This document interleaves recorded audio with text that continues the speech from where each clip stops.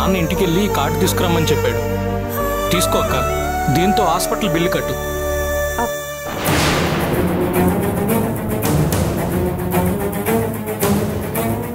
అమ్మా కార్డు ఎలా ఇవ్వు. ఇవ్వనరా. అమ్మా హాస్పిటల్ బిల్లు కట్టాలమ్మా. కట్టమని చెప్పవే, కానీ ఈ కార్డుతో కాదు. మరి మనకిలా అవ్వడానికి కారణం ఎవరో వాళ్లే కడతారు.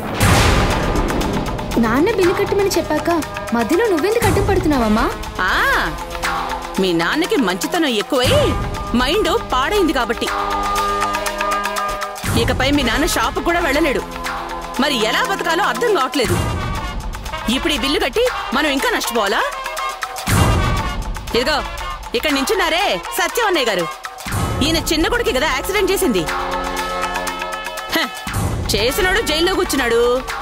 హాస్పిటల్ బిల్లు కట్టాలనే ఆలోచన వాళ్లకు ఉండాలి కదే.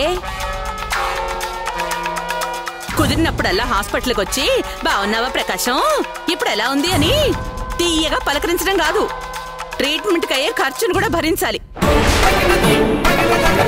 పిన్ని, వింటున్నాం కదా అని ఏది పడితే అది మాట్లాడితే ఊరుకుంటాం అనుకోకు.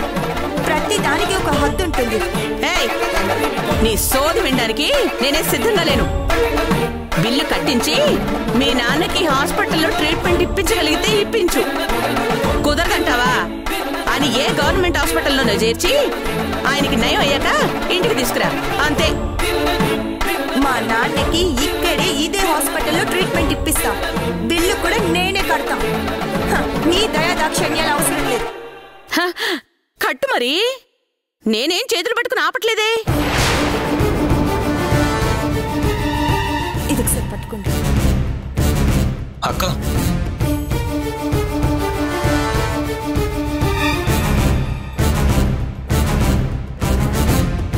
నాని, ఇదిగో తీసుకో.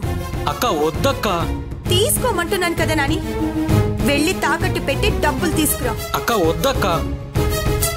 తీసుకో, వెళ్ళు. నాని ఆగు. అక్షయ వద్దమ్మా, ఇంట్లో మీ అత్తయ్య నగలున్నాయి, నేను వెళ్ళి తీసుకొస్తాను. వద్దు మామయ్య, ఇది మనకి పరువు బాధ్యతకి సంబంధించిన విషయం. ఒకరి దగ్గర మాట పడాల్సిన అవసరం మనకి లేదు మావయ్య.